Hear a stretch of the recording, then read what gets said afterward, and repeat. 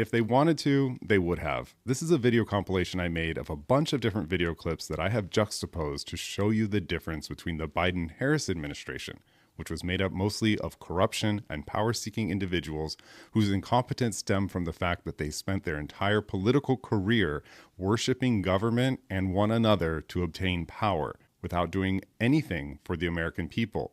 Contrasted with the Trump-Vance administration, who have to keep campaign promises and actually be competent and capable of fulfilling and solving the people's needs and problems. You can see that our political offices do come with an unbelievable amount of power to serve the American people, not just a bunch of words and virtue signaling. And FEMA's turned out to be a disaster. We've given them all everything we have. We're on the ground ahead of time. So we're working hard. The one that didn't do a good job was the government. They did a bad job. They did, in many ways, they did no job. I'm here to applaud you. FEMA is a very expensive organization. Administrator Hooks, I thank you and everyone here for their leadership. As I said briefly, I know who is here. I know what you each do. Someone feels uncomfortable. We can't go to that home. They want to bring people that aren't as good as the people you already have. You are so selfless in the way that you serve our country. You all do that work around the clock as though these are your family members. If you have loose dogs and someone on the team is comfortable with dogs and another person is not, we can't go to that home because of safety precautions. In their most vulnerable situation where they lack just basic essential needs. People on FEMA were ferrying the Trump houses like they were ferrying people with vicious dogs in their backyard. Exactly. Any more resources the federal government could be giving them? No, I'm announcing over $1 billion in new humanitarian support for Africans displaced from homes by historic drought. Announce a $1 billion financial initiative to support conservation of the Ecuadorian Amazon. Joe Biden has just 3 weeks left on the job, and ahead of his departure, he's pledged billions more in aid to Ukraine. Donald Trump signing an executive order on Monday to temporarily suspend all foreign assistance programs. Today, the U.S. State Department suspended all foreign assistance around the world for at least 3 months. This whole thing about the border, we've been to the border. We've been to the border. You haven't been to the border. And I haven't been to Europe. Was it a mistake to kind of allow that flood to happen in the first place? The policies that we have been proposing are about fixing a problem, not promoting a problem. And most are released into the U.S. You've been in office for 3.5 years. And Donald Trump has been running for office. Along the southern border this morning, signs of President Trump's long-promised crackdown on immigration, in the air and on the ground. Marines from California's Camp Pendleton now at the border wall with heavy trucks and concertina wire. When someone's going through something that is beyond their comprehension, that they never thought they'd have to go through, if they see someone who they think understands or maybe been through something not the same but similar, it gives them some sense of hope. People are looking for just something to grab, something that gives them some sense of hope. If those hostages aren't back, I don't want to hurt your negotiation. If they're not back by the time I get into office, all hell will break out in the Middle East.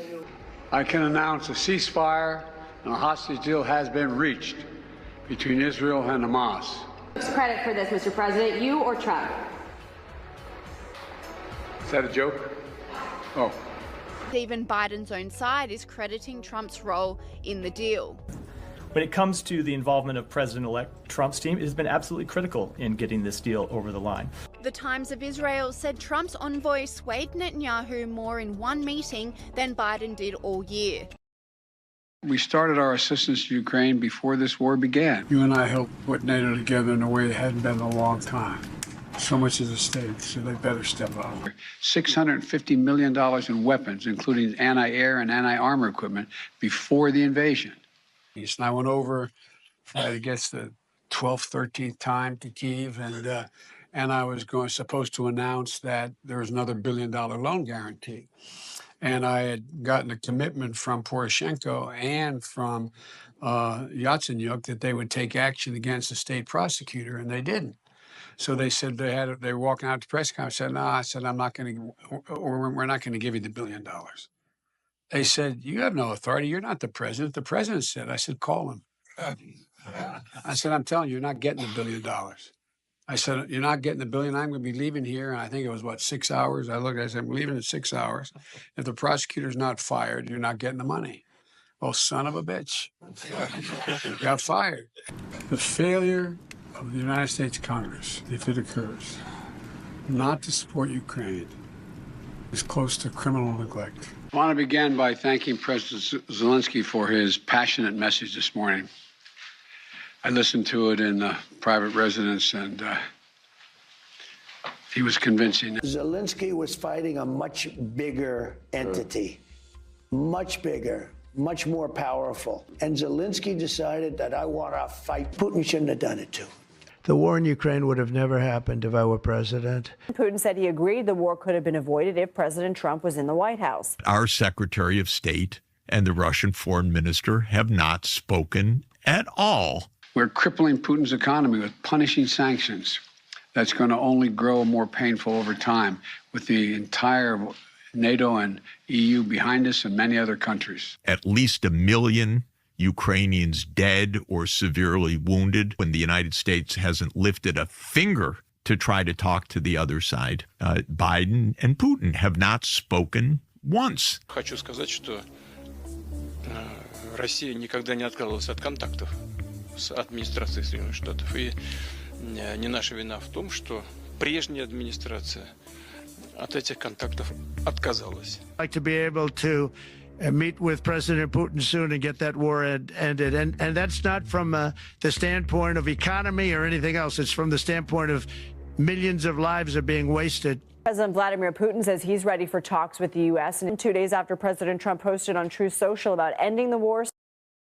He heard that I was going to do it. I didn't want to do it. I was given the option. They said, sir, would you like to pardon everybody, including yourself? I said, I'm not going to pardon anybody. We didn't do anything wrong. And we had people that suffered. They're incredible patriots. We had people that suffered. Donald Trump refers to himself as a political prisoner and blames you directly. What's your response to that, sir?